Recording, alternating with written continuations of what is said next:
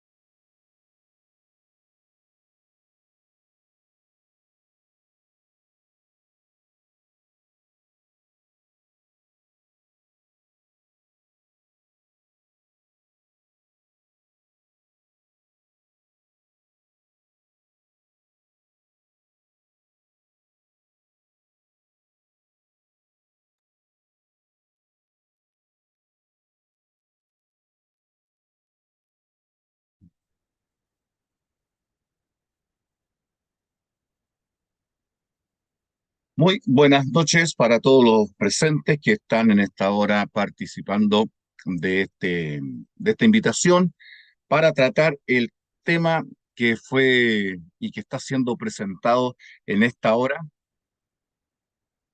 que es la ley de Constantino y su influencia en la historia de nuestra, de nuestra sociedad y de nuestro cristianismo. Así que vamos a comenzar con una oración, así que les invito ahí a los presentes a que eh, junto con nosotros, como es un tema de enfoque tanto histórico como cristiano, lo hagamos a través de una oración. Así que oramos, queridos amigos. Querido Dios y Padre nuestro que estás en el cielo, te damos las gracias porque en esta hora podemos transmitir y tocar un tema tan importante como es la historia de nuestro cristianismo, cómo fue que se hizo este traslado en el día de adoración del antiguo sábado de los judíos al domingo cristiano que hoy día se ha utilizado por ya más de 1700 años. Invitamos a que estés con nosotros, a que podamos disfrutar este momento, especialmente en lo que significa el estudio de esta temática. Te invitamos a estar con nosotros en esta hora, lo pedimos y lo agradecemos en el nombre de Jesús. Amén. Muy bien, queridos amigos que están aquí con nosotros, damos eh, gracias a su participación nuevamente. Vamos a presentar en esta hora a la persona que está junto con nosotros para tratar este tema, que es María Victoria Fuenzalida Piña. Sí, es mi hija. Ella ha terminado recientemente ya su carrera de pedagogía en historia y ha hecho defensa de su tesis en la Universidad de Concepción, precisamente en Concepción, y su tesis y su tema fue la ley de Constantino y su influencia en el cristianismo. Así que voy a pedir que María Victoria pueda emprender su cámara, su micrófono, para que podamos ya entrar a conversar este tema. Buenas noches, Vicky, gusto en saludarte. Buenas noches a todos y todas las personas que nos acompañan a través de la transmisión por YouTube. Bien, vamos a hablar de lo que es precisamente esta investigación y esta tesis. Eh, hagámosla lo que es el preámbulo a esta investigación. ¿Qué te llevó a investigar este tema? ¿Por qué investigaste este tema y no otro? Eh, Dos razones. La primera es porque al momento que yo decido, tengo que decidir hacer mi tesis de grado, se me exigió hacer un tema original. En ese momento, el profesor que estuvo a cargo de la investigación me dice que se va a hacer una investigación conmigo, tiene que hacer un tema original, porque a mí no, de preferencia, él dice, no me gusta repetir temas que otros han repetido. Y yo dije, ya, de acuerdo. Y entre todo esto, yo había estudiado personalmente, me acuerdo, la influencia de los gnósticos en el desarrollo del cristianismo y cómo ellos también influencian de cierta manera en los cambios culturales y religiosos dentro de la religión cristiana. Entonces, dije, bueno, si mi profesor quiere algo original, yo le dije, ¿por qué no voy a investigar ya sea un aspecto histórico, el cambio del sábado al domingo como se dio desde la historia? No voy a meterme en teología porque esa no es mi área y tampoco era pertinente yo me quiera, entonces decidí hacer la investigación, adentrarme con las pocas referencias, por no decir nada, escasas, que hay sobre el tema. Ya, gracias. Ahora, Eh, Tú sabes que existe una tradición si nosotros nos vamos aquí a lo que es el tema de la ley de Constantino. Cuando hablamos de la ley de Constantino, de hecho estamos refiriendo a este evento del 7 de marzo del 321. Eh, Existe un planteamiento que aparece a través de las redes, se muestra generalmente en YouTube, en Facebook, y se nos dice así abiertamente que en este evento, en este día, Constantino, el emperador Constantino, traslada del culto del sábado al domingo y establece el domingo cristiano, que de ahí en adelante se empezó a guardar el domingo como día de reposo cristiano. Eh, ¿Qué tan cierto y tan efectivo es esta declaración y este planteamiento que generalmente tú ves y lees a través de las redes, Victoria? Sí, la verdad es que lo leo bastante. Y recuerdo que lo último que vi en las redes sociales fue Constantino Padre el domingo. Y cuando empezamos a entrar, yo eso lo podría calificar como una leyenda que hemos partido mucho de decir, mira, con Constantino, deliberadamente él dice, como que despertó un día y dijo, ¿sabes qué? Yo voy a cambiar el sábado cristiano por un día que a mí me acomoda, a mí me agrada, y de ahí en adelante todo el cristianismo prácticamente fue obligado a asumir este día. ¿Qué es lo que pasa con esto? Que nosotros ignoramos qué es lo que pasa en el cristianismo durante 300 años antes, o sea, del 7 de marzo de 321 hacia atrás. ¿Qué es lo que pasa antes de esto? Y uno puede decir, cuando uno entra a investigar, reconstruir esto, porque más que investigarlo y también construirlo y reconstruirlo, uno empieza a ver de que Constantino no está pensando primero en un sábado cristiano, segundo, no está cambiando ni modificando nada, y tercero, está pensando Constantino desde los cultos tradicionales romanos y no desde las creencias o posturas teológicas cristianas. Porque ante todo Constantino es romano, es un emperador romano y es adorador de los cultos tradicionales romanos, no es cristiano.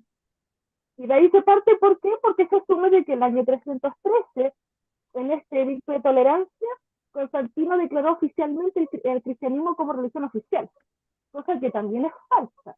No pasa eso. Ese año el cristianismo sale de lo que es la clandestinidad y en el año 321 Constantino establece un día que ya más adelante lo vamos detallando, un día que es de devoción religiosa, pero que es pluralista. No está pensando desde eh, el juego cristiano, la resurrección de Cristo, y ahí nos vamos a dar cuenta que si hay un responsable de eso, es Eusebio de Cesarea, el padre de la historiografía cristiana. Él, yo diría, es el responsable de cristianizar esta ley que en estricto rigor no tiene ningún vínculo o mención a símbolos cristianos, ocultos cristianos, tradiciones cristianas. Nada de eso. O sea que ya podemos eh, deducir ciertas cosas. En primer lugar, que la ley del 7 de marzo del 321, Constantino no está cristianizando una fiesta pagana, trasladando del sábado al domingo para decir ahora el domingo va a ser cristiano, sino que él está legalizando 100% una festividad completamente pagana y lo que tiene en mente, entonces yo deduzco que lo que tiene en mente él es el paganismo y no el cristianismo. Claro, Constantino, entendamos que el emperador romano, aparte de un rol político que él tiene un rol religioso. Él como Pontifex Maximus, un autor que detalla sobre todo esto, que es Arnaldo Momigliano, en su libro de paganos, cristianos y judíos, dice que ante todo el emperador se tiene que plantear como un elemento religioso a su pueblo. Entonces, Constantino, en este contexto romano que es de bastantes transformaciones políticas y religiosas, Constantino se plantea a sí mismo como un defensor de los cultos tradicionales romanos. Con este texto, con esta ley, lo que está diciendo primero, yo adhiero a los cultos romanos tradicionales, yo como Pontifex Maximus soy el que modifico y creo fechas en el calendario religioso y a la vez soy, justifico mi rol político como legislador. O sea, son tres elementos que Constantino podríamos deducir si yo me pusiera los zapatos de estoy pensando en eso. Yo estoy pensando en mi poder y no estoy siendo cristiano. Constantino no se queda cristiano convenientemente hasta el 327, cuando él está a punto de fallecer.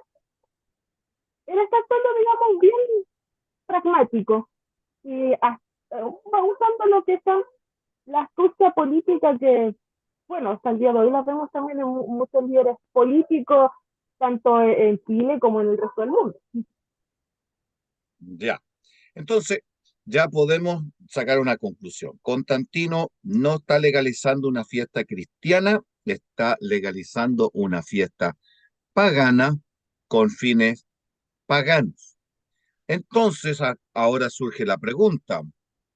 Entonces, ¿quién hace o quién convierte o cómo se convierte esta legislación de naturaleza pagana, legislando en favor del paganismo, ¿ya? Se convierte en cristiana? Porque al final el resultado es que esto se convierte en una festividad cristiana. ¿Cómo se convierte en festividad cristiana entonces? Eso es largo, es una historia larga. Pero podríamos decir, si Pero quieres, puntualmente, ¿a quién le echamos la culpa? actualmente si pudiéramos echarle la culpa a alguien, echarle la culpa o atribuir influencia o responsabilidad, digamos, si hablamos de procesos, yo considero tres aspectos, tres elementos fundamentales. Primero, la influencia de los gnósticos, la influencia del movimiento gnóstico en el cristianismo va a empezar a ver de que a empezar a producir, digamos, en el imaginario cristiano un nuevo día distinto al séptimo día sábado. Ese es uno. Segundo, el antijudaísmo. Ojo, hablamos de antijudaísmo, no antisemitismo, porque antisemitismo ya es un concepto del siglo XX, para ese momento hablamos de antijudaísmo. Antijudaísmo desde el cristianismo, en que el cristianismo decide, muchos cristianos deciden abandonar tradiciones judías para desvincularse de este sistema religioso, eh, y entre esas tradiciones, la que, digamos, entra a sacrificarse también es el día sábado. Y el tercer elemento es el sincretismo religioso con otro tipo de sistemas y fenómenos religiosos contemporáneos y muy similares al cristianismo, como fueron los cultos mistéricos mitraicos y la propia religión romana. Si yo dijera un sujeto, en este caso, un sujeto histórico que inicia este cambio, sería el propio movimiento cristiano. Si yo primero todavía no estamos hablando de iglesia cristiana, estamos hablando de un movimiento cristiano que empieza a buscar su identidad, a definirse, y entre todo eso empieza a buscar un nuevo día que no lo relacione con su judaísmo, como habíamos dicho antes, y lo presente como una identidad propia y original. Ya. Ahora, Eh, por lo que yo me he informado sobre el tema, aquí hay alguien que hace el genio de traducir, de tomar la ley de Constantino y vaciarla de un contenido pagano a un contenido cristiano, y este es Eusebio de Cesarea.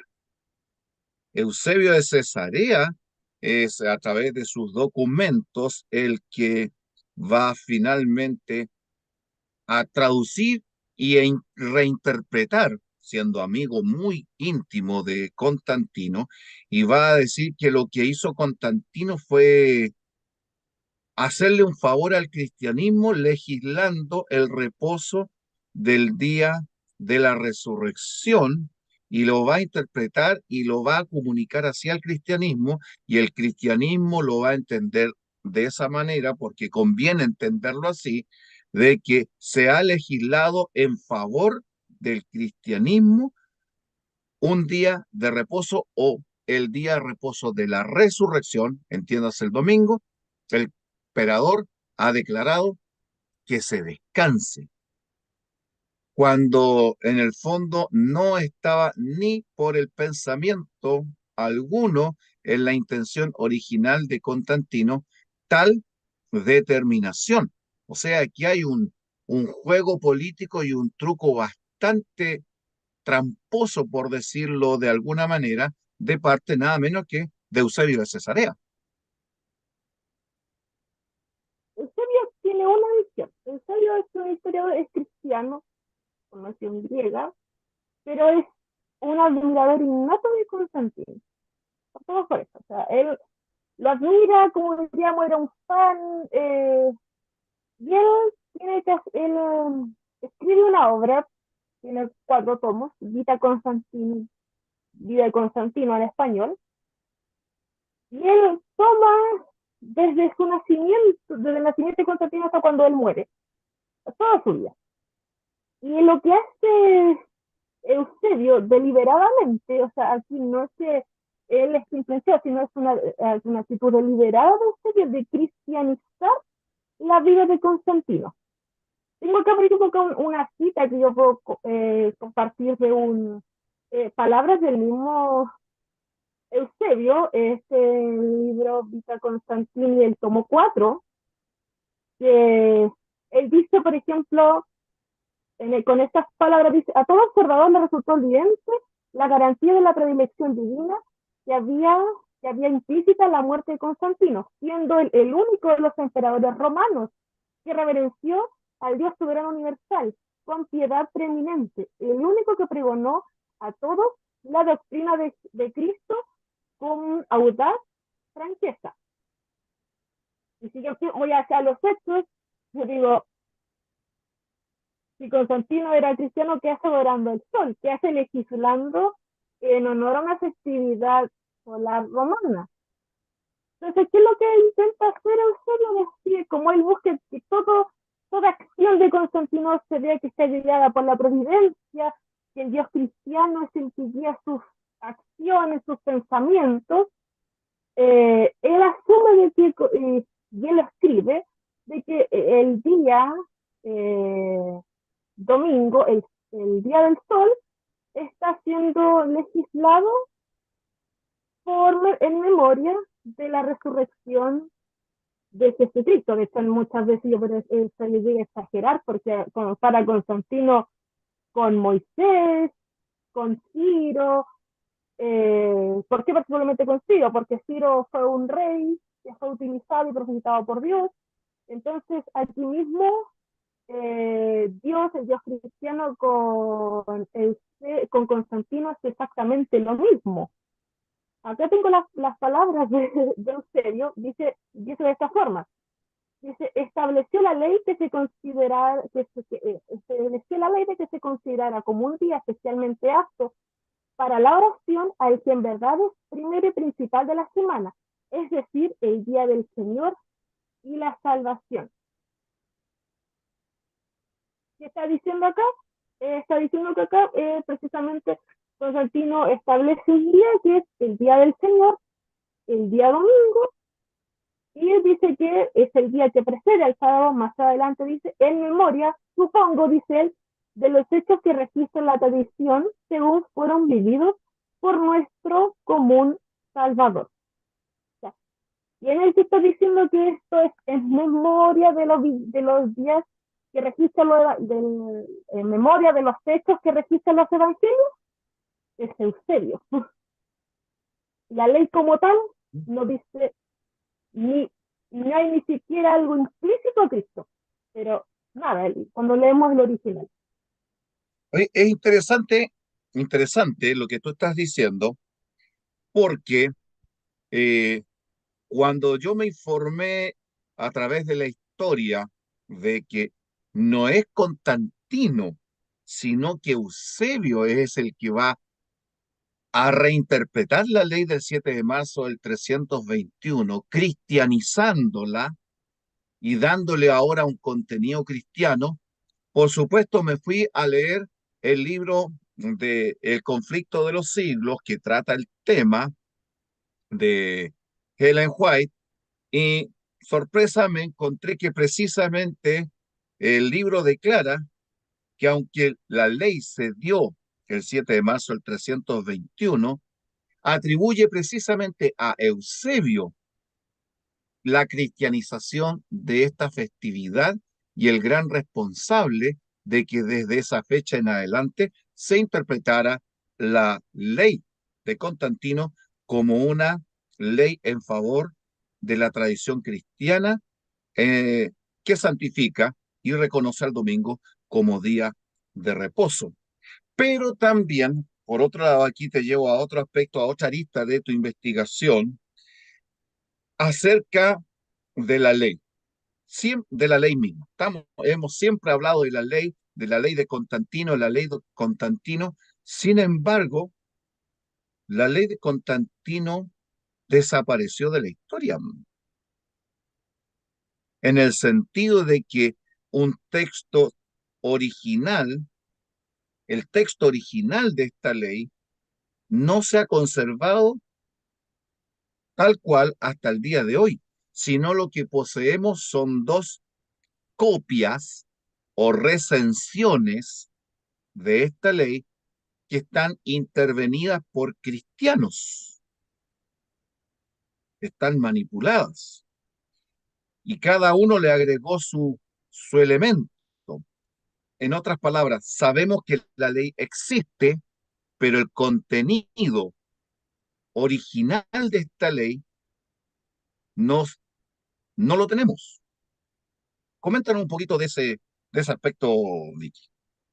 De hecho, no, eso es cierto. La ley original de la ley se perdió, se perdió. Yo no sé, supongo habrá quizá algún intento deliberado de haberla destruido más adelante, no sé, pero en Ahora, este, discúlpame que te interrumpa.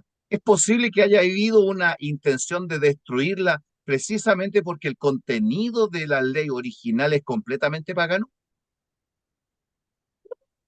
sí, sí, yo supondría que sí, o sea, es como no nos conviene a nosotros, cuando ya el 380 se declara el cristianismo como religión oficial, no nos conviene mostrar que en realidad la ley que nosotros, el día que nosotros guardamos, que fue como resultado de un proceso de transformación y de una ley como tal, diga que este día era en honor a otra divinidad que no es Cristo. Entonces, que yo soy un cristiano de esa época, soy un líder, un obispo que trabajo para el Estado, diría, no nos conviene que esto se muestre. Entonces, es mejor que podamos deshacernos de esa ley. Pero como es un decreto imperial, este tiene copias. O sea, quizá el texto que firmó de puño y letra de Constantino ese día haya desaparecido, pero se conservaron copias. Una de esas que se conserva, una copia del original, se conserva en el Código Teodosiano, el Código Justiniano, el tomo 4, que fue el momento en que el emperador de Bizancio, Justino, hace una recopilación y encarga a juristas recopilar todos los aspectos del derecho romano, todos los cuerpos legales de Roma se recopilaron en este código. Y en eso ¿Por qué entra la ley del 10 soles? Porque es una legislación imperial.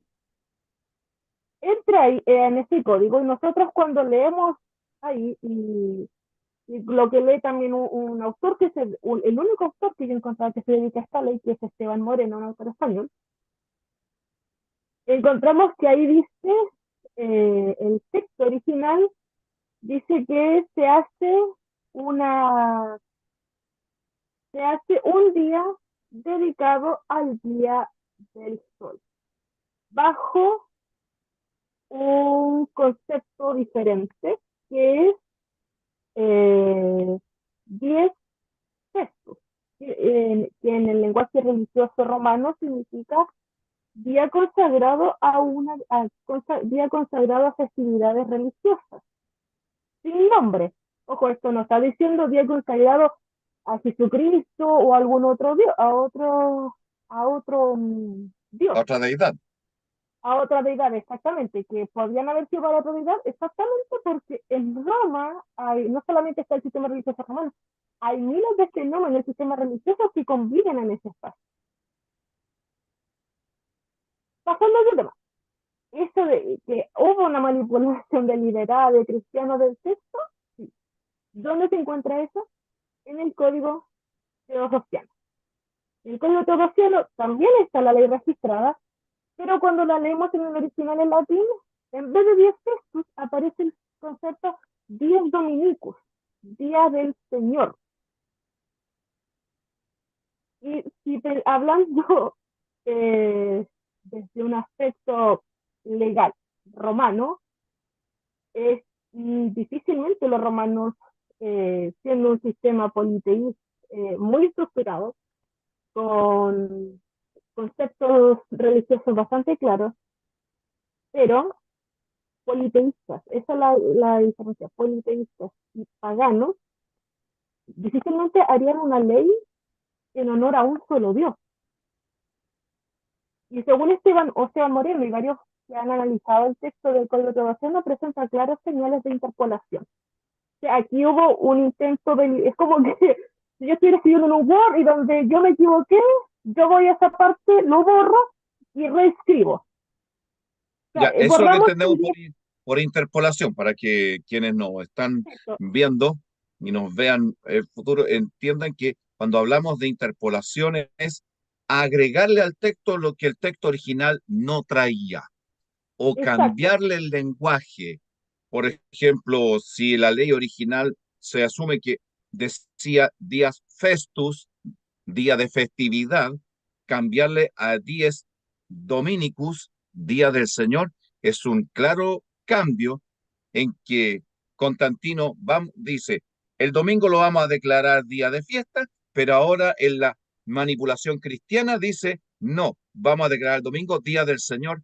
Eso es una gran deshonestidad, por decirlo menos. exactamente. Es como que si yo hoy día, claro, lo que ya diríamos, digamos, como plagio, que el plagio no solamente es copiar, el plagio también es cuando yo modifico un texto original para que me acomode a mí. ¿Sí?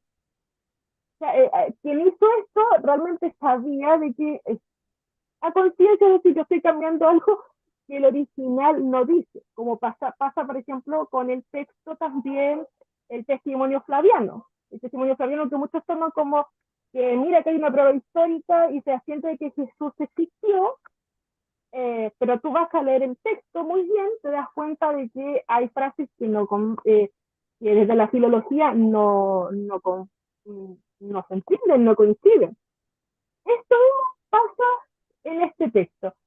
Hay un intento deliberado y a propósito de decir que esto tiene que tiltar y tiene que ser una prueba de que el domingo es el día del Señor y que así quedó legislado por Constantino. ¿Y a quién le atribuye esa influencia? Bueno, a Eusebio de Cesarea y otros tantos que después siguieron en esa línea.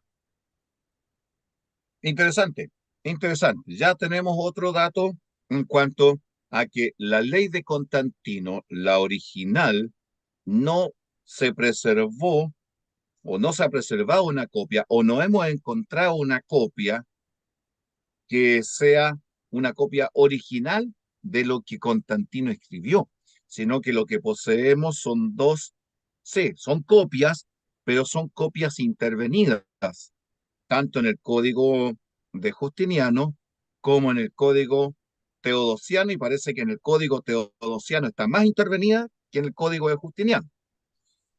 De hecho, Exactamente. de hecho, uno tiende a encontrar una razón histórica y religiosa para eso.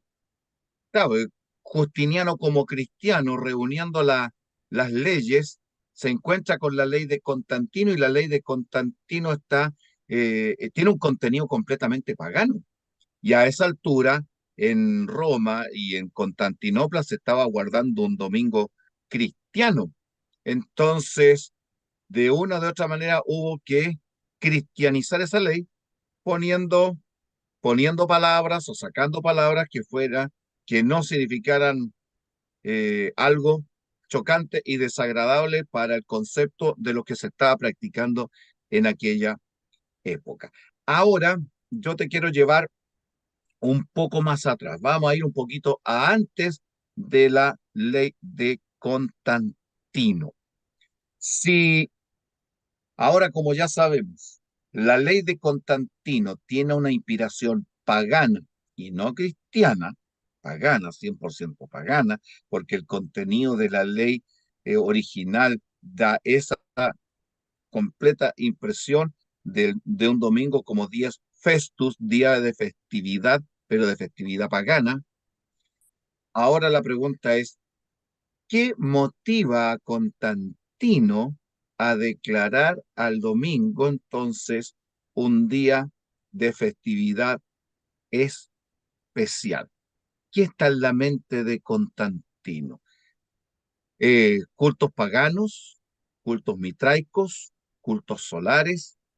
¿Qué hay ahí detrás como sustrato, como el fondo que lleva a que Constantino diga, voy a declarar el domingo día de festividad, pero pagana, no cristiana? En Roma, es Roma, entendiendo Roma no solamente la ciudad, el imperio romano. Roma tiene una particularidad que cuando conquistaba un pueblo, si las creencias religiosas de un pueblo no afectaban las creencias del Estado, de la religión romana, se preservaba y se permitía que este pueblo continuara con sus tradiciones religiosas. Esto pasó con los judíos. Los judíos en este caso pero había un pero, que los judíos no podían referenciar al emperador, entonces los romanos lo dicen, en este caso se les da al judío la concepción de religión lícita, una religión permitida, pero que tienen que hacer ellos oraciones al emperador. Y así fue hasta cuando después las relaciones con Roma y los judíos se rompen a mediados del siglo primero y después definitivamente con la revuelta de Bajo Tebas en el 132. En Roma sobreviven muchos sistemas religiosos y muy parecidos al cristianismo. Entendiendo que, hablamos en términos históricos, el cristianismo es una secta más que surge el judaísmo para el siglo primero. Para el siglo primero no tenemos al cristianismo como iglesia, como movimiento. Mario Savage es un autor que dice que todavía no podemos hablar de iglesia cristiana en el siglo primero porque todavía son confundidos con los judíos y tienen eh, características similares. Aparte del cristianismo tenemos una, como se me había mencionado antes, tenemos a los cultos mistéricos mitraicos, que en estricto rigor son muy parecidos al cristianismo. Hay autores que plantean como Albert Loisy, perdón. Él escribe un libro que se llama Los misterios antiguos y el misterio cristiano. Él dice que el cristianismo igual es una religión mistérica, que es una religión mistérica. Una religión mistérica es una religión personalista, de una experiencia personal, en que se somete al individuo a unos rituales, en que en esos rituales hay experiencias únicas entre el individuo y la divinidad. Y en este caso, en el mitraísmo o en todo culto mistérico, mitraísmo no era el único culto mistérico, pero en el mitraísmo hay un dios que es Mitra, que según lo que se ha intentado reconstruir del mitraísmo, porque el mitraísmo no tenemos tratados como tal, tenemos iconografía que se intenta reconstruir.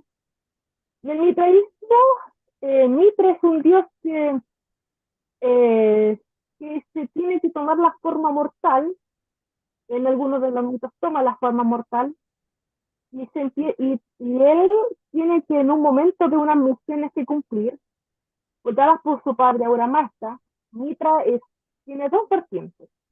Una es una vertiente indoeuropea y una vertiente persa. En la vertiente persa, Mitra es hijo de Aura Mazda. En la vertiente indoeuropea también es hijo de Aura Mazda, pero nace también, Mitra es engendrado a través de una roca. Por eso muchos van a hablar, por ejemplo, que en el mitraísmo es importante el mitraeum de una roca, porque la roca simboliza el nacimiento de Mitra. Mitra tiene que, en este mundo tiene que morir. Y Mitra muere en la mitología y después vuelve a resurgir. ¿Por qué es importante este aspecto? Porque si nosotros vemos el cristianismo, también está la imagen de un Dios que muere y después retoma la vida. Mitra y Jesús tienen aspectos muy similares. Ojo, estoy hablando de esto, para que no me acuerdo de pagar nada, estoy hablando de lo que es la historia, analizando las religiones así como tal. Y en este que es Mitra que toma, que muere y después resurge, Mitra es alzado al sol.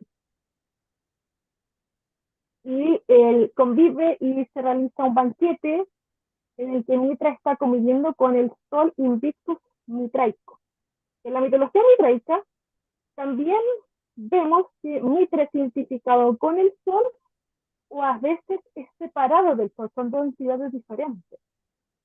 En el momento Mitra va junto con el sol, en otras va separado. De hecho, hay una imagen, no sé si las podríamos compartir para poder darnos cuenta de que eh, no, vamos a dar cuenta por cómo es que hay elementos que son similares. Y en esta convivencia entre el cristianismo y el mitraísmo, Yo voy a en este, compartir las imágenes para que las vamos viendo claro, vamos diciendo para que sea en más este gráfico. minuto. Por ejemplo, acá tenemos una, este es un Déjame mosaico, compartirla. Ahí está. ahí está, es un mosaico, se le conoce como el Cristo divinizado, se le conoce así. Este fue descubierto en la década de los 70 en una cripta en el Vaticano. Y si nos fijamos bien, este se ha reconocido, voy a usarlo con la fecha, se ha reconocido como Cristo. Pero Cristo acá tiene una particularidad bien, Cristo está siendo alzado y divinizado con las características del sol. Claro, Esta porque acá, mira, lo decimos aquí por el disco que tiene acá alrededor de su cabeza, y aquí salen uno, dos, tres, cuatro, cinco, seis, siete, parece que son los 8 rayos de la ogdoada solar mística de los gnósticos. exacto, porque los gnósticos también toman mucho de lo que es el misticismo babilónico, que también toma los misterios. O sea, estamos hablando de que son fenómenos religiosos que toman muchas características y las usan en su propia conveniencia. O sea, esta creencia a mí me sirve para este fin, la voy a usar. Los gnósticos me sirve este elemento para mi propio fin, lo voy a usar. Y Cristo, si se fijan acá, tiene características similares a Mitra. Hay otra imagen de Mitra para que podamos ver la similitud que tiene. Vamos a ver si esta no es Mitra, ¿no? Esta no es Mitra, este es Mitra. Ya. Y sí, sí, acá, esta es una iconografía de Mitra descubierto eh, en Roma, en un Mitraeum en Roma. O sea, Fíjense la directamente este es Mitra. este es Mitra. Mitra es hombre por si acaso, porque no dice Mitra femenino, no, Mitra es hombre. Mitra es varón. Y acá, y acá es Cristo. Este es Jesucristo. Este es Jesucristo Pero yo siendo estoy alzado. mirando que Cristo aquí, cuando yo miro alrededor de su cabeza, veo que sus características son idénticas a las de Mitra, Exacto, un Cristo mitraico. esto mismo, es un Cristo, digamos, con características mitraicas. Si nos revela esta imagen, yo no podría decir. En historia, esto lo llamamos sincretismo religioso, que es, en este caso, es la juxtaposición de deidades, es decir, una deidad Mezclar una con otra. mezclar una con otra, pero las dos conviven por separado. O sea, es como que un cristiano dijera, yo adoro a mi Dios, pero también adoro a Cristo, que son O, en su mentalidad son similares. o sea que aquí yo puedo decir, aquí está Cristo, pero a la vez también está Mitra. Está bien, pero o sea, para un cristiano del siglo tercero, la fines del siglo tercero, yo voy a decir, pero yo estoy mirando a Jesucristo siendo el tal glorificado cuando ascendió con el Padre, como dicen los evangelios. Pero puede venir un Y, adorador de Mitra y decir, pero yo estoy viendo a Mitra, este y lo Mitra, adora igual. y lo adora igual. Ya, ya. ¿Cómo vemos? ¿Qué pasa en la mente de un cristiano de esa época? Estoy adorando lo mismo, o sea, no son muy distintos, son casi iguales. Entonces, ¿qué diferencia hay entre Cristo y Mitra? Si son muy parecidos. Ese es uno, o sea, los cultos mitraicos van a ser van a ser uno de los que más influencian el cristianismo en su, en su visión y en los cultos que van a tener los cristianos, sobre todo en el imaginario. ¿Qué entendemos por imaginario? Las imágenes o los símbolos que los cristianos tienen sobre sus deidades y sobre sus creencias. Y en este caso, los cultos mitraicos tienen una particularidad bien importante, que los cultos mitraicos se pueden adherir a cualquier sistema religioso y convivir dentro. Los romanos, por eso, los romanos son un ejemplo, O son sea, un adoradores de culto los cultos parasitario, por decirlo de alguna manera. distintos parasitarios, sino porque parasitario yo mantengo cierta distancia, pero yo absorbo de él. Mitra se puede entrar en ellos y convivir dentro. Ujú. Roma, por ejemplo, los romanos adoran sus cultos tradicionales, pero también practican los cultos mistéricos. Pero los cultos mistéricos, al ser privados, es como que dijeran romanos de esta forma. Yo en público adoro al emperador, y eso se hace, adoro a los dioses, pero en privado practico los cultos mistéricos. Aquí tenemos al emperador Cómodo, que es uno de los emperadores que se mostró abiertamente adorador de los misterios de Mitra. Es decir, o sea, ya tenemos un antecedente ahí, una religión, un fenómeno religioso muy parecido al cristianismo que adora al sol.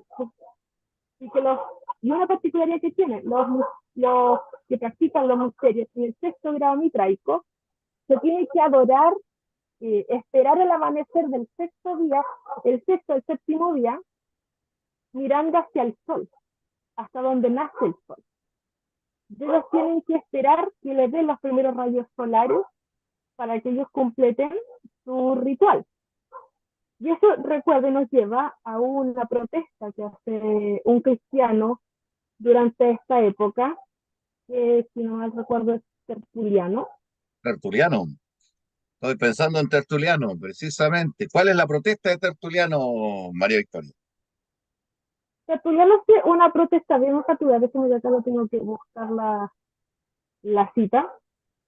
Tertuliano hace una protesta precisamente porque empieza a ver, como vimos en el mosaico, empieza a ver de que los cristianos están empezando a adoptar o a tener creencias que son disímiles a digamos, a a las creencias propias de la fe cristiana.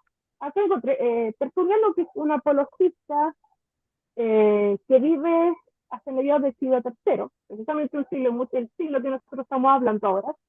Él es abogado de profesión, o sea, sabe mucho lo que es, oratoria, defensa, todo eso. Y él hace este reclamo. Dice, muchos entre vosotros, dice él, con una excepción para las veces que ahora los cuerpos celestes no mueven los labios en dirección al sol naciente. Sois vosotros los que para efectos que admitieron el sol en el calendario y seleccionaron su día en preferencia al anterior como el más adecuado de la semana. ¿Qué está diciendo? Ustedes están adorando y siguiendo adoraciones como lo hacen los mitraicos y están prefiriendo el día del sol que tiene la semana de adoración, la semana de los astros romanos y también la tienen los mitraicos. En otras palabras, ¿qué tenemos? La verdad es que en esta época ya tenemos a cristianos contemporáneos de la época de Tertuliano que los días domingo, antes de la salida del sol del día domingo, se levantaban y se paraban mirando hacia el oriente, hacia la salida del sol, esperando la salida del sol y hacían oraciones a Cristo en dirección y contemplando el nacimiento del sol naciente, que como dice Tertuliano, es una práctica que establecieron los adoradores del sol. Dice, sois vosotros, los paganos, vosotros, los mitraicos, en otras palabras, los que han establecido esta práctica, pero que ahora ya está infiltrada en una porción del cristianismo. Exacto, ahí tenemos uno, recién llevamos uno, que es los cultos mitraicos. Tenemos otras declaraciones de Justino en el que ahí se empieza a asociar distintas ideas. Justino hace esta asociación. Como los cristianos tienen la idea de Jesucristo como el sol de justicia y los paganos como el sol, o sea, en realidad nosotros no estamos, es como que Justino dijera, nosotros en realidad no estamos adorando al sol pagano, estamos adorando a Cristo como el sol de justicia. Por ejemplo, Justino tiene esta declaración en una de sus apologías, dice, y este, Cristo, existía antes que el sol. Él soportará con el sol y delante de la luna todas las generaciones, y así sucesivamente, hasta que su nombre perdure ante el sol. ¿Qué está diciendo? Cristo igual es el sol, como lo es Mitra. O sea, aquí hay una mezcla de religiones donde los que están cediendo son los cristianos. Exacto, No es el culto solar, que nosotros generalmente llamamos culto pagano, el que está cediendo frente al cristianismo, sino que es el cristianismo cediendo frente al culto pagano y cristianizando prácticas paganas que finalmente se van a quedar y van a formar nuestra cultura cristiana occidental hasta el día de hoy. exacto, porque, por ejemplo, muchos de los símbolos que se ve, que practican ciertos sistemas religiosos cristianos, por ejemplo, la hostia, muchos hablamos de que se ha visto ese símbolo de la hostia, acá no estamos atacando a nadie, solamente estamos exponiendo un hecho que Posición histórica. histórica. Desde la historia de las religiones es normal ver que hay sistemas y fenómenos religiosos que se sincretizan. Ejemplo acá es la forma de práctica religiosa que tenemos en América Latina.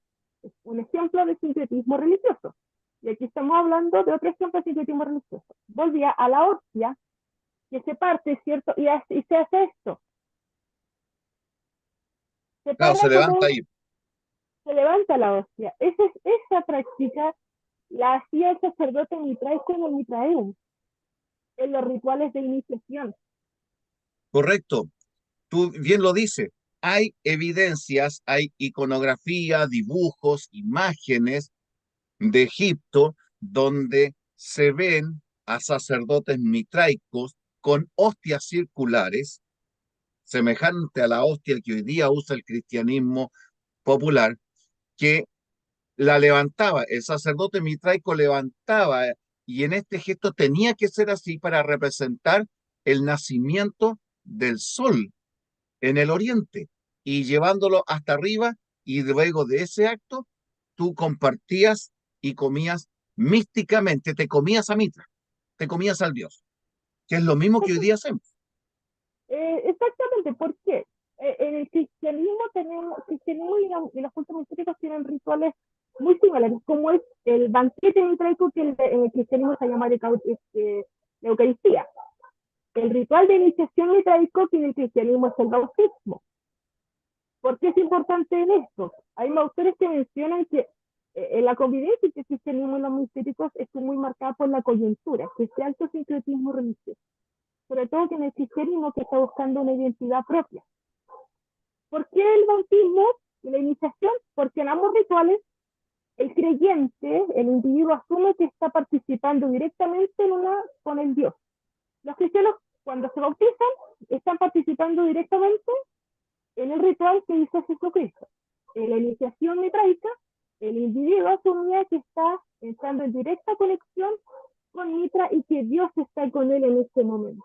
Y esa experiencia es subjetiva, es mistérica, por eso se llama misterio, porque en esa experiencia solamente tú sabes lo que estás experimentando con la divinidad, no otro. Y esto es misterio, tú no hablas de esto, queda para ti como experiencia personal. Secreta. Por eso el mistai y el misterio dentro de esto.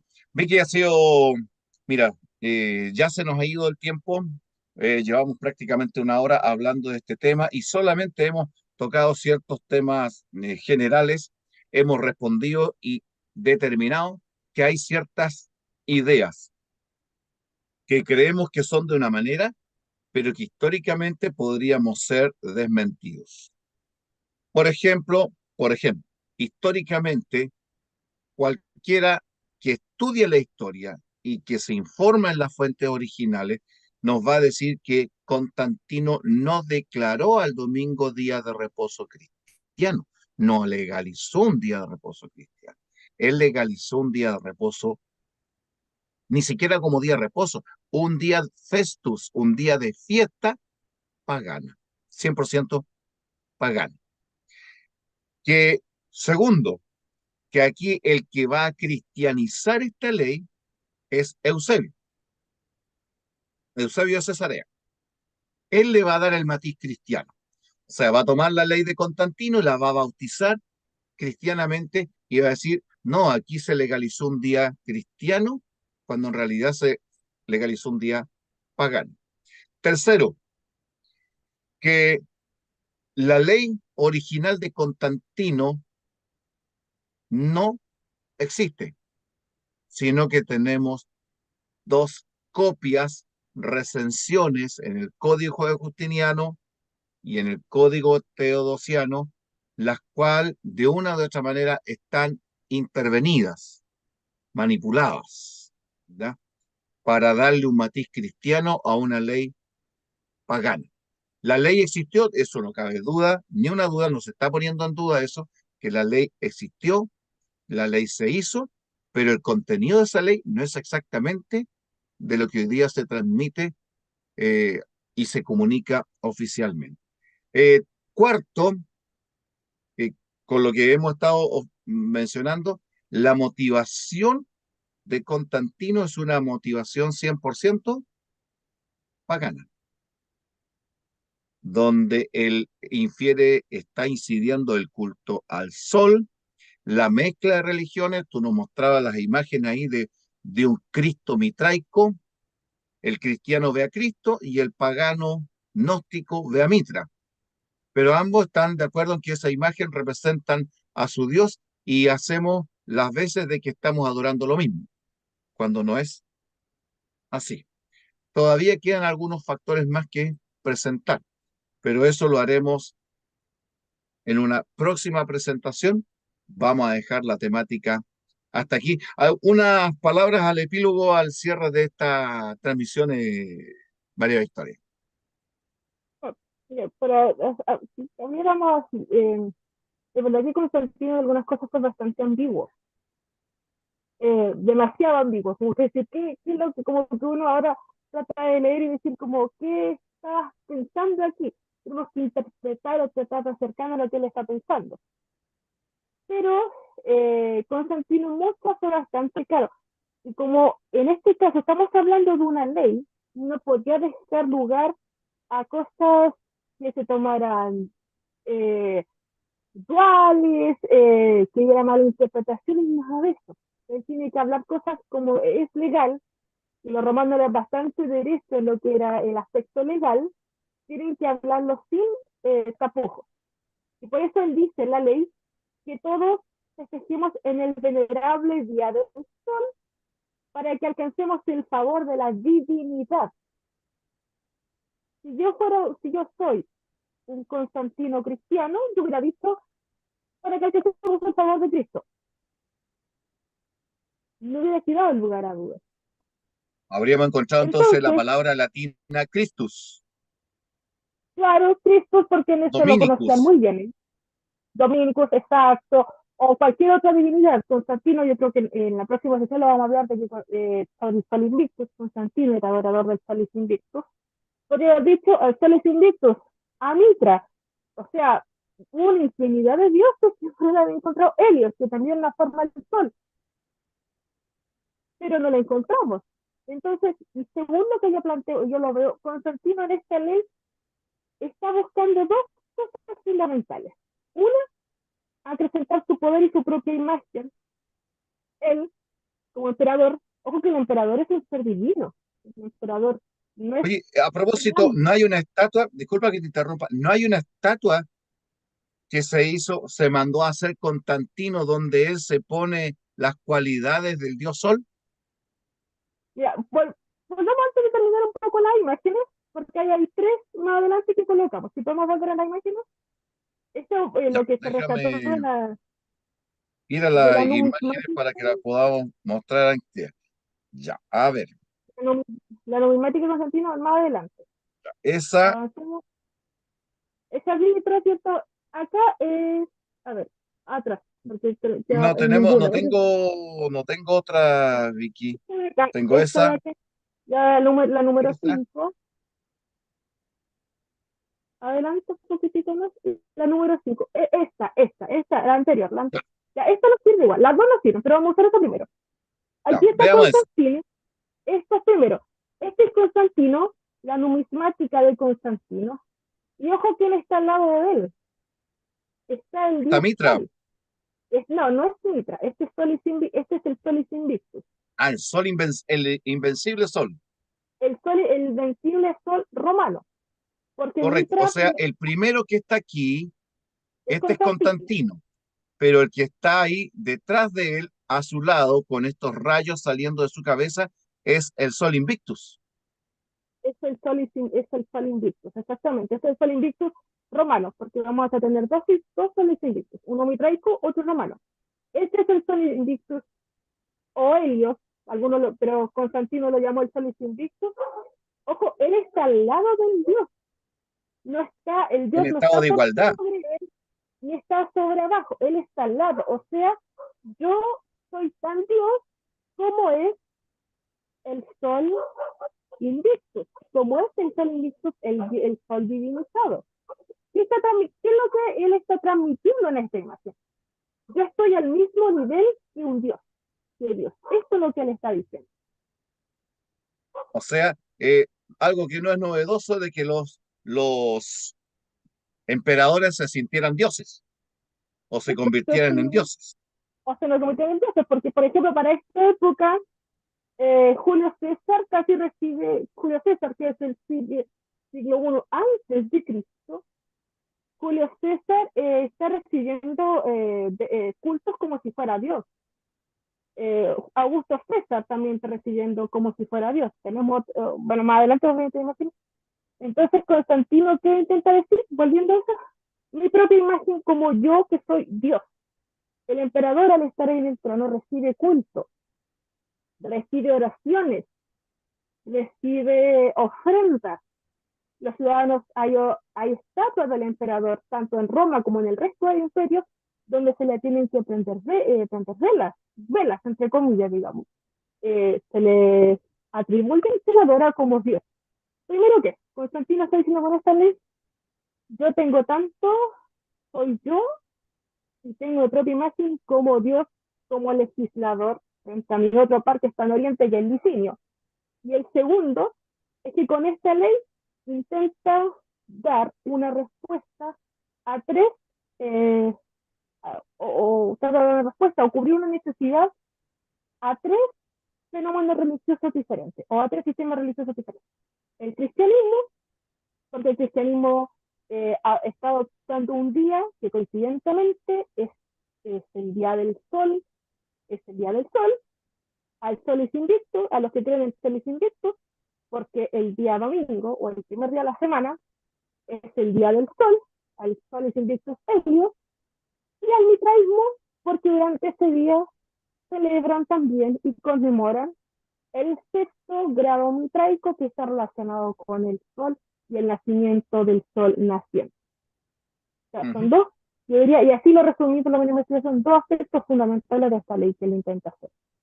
El segundo es más largo que el primero porque acá tenemos que entrar a desmenuzar qué pasó en el cristianismo, qué son los cultos mistéricos, qué es el culto al Solis Invictus romano, y dentro de la investigación yo misma me estoy dando cuenta, o sea, que Mitra no es lo mismo que el Solis Invictus, o como menciona de repente algunos libros religiosos en televisión abierta que dicen Constantino es mitraico, hasta donde por lo menos he investigado, Constantino no es un orador de los misterios, lo único que encontramos como tal es cómodo, y todavía hay mucho más que revelar, porque ¿qué pasa con los gnósticos? ¿Qué pasa con los judíos en este conflicto? Sí. ¿Y qué viene después de eso? Porque la ley no se queda en el 321. O sea, viene qué pasa No, eso hay y todo qué un pasa con antecedente el histórico culto. ahí.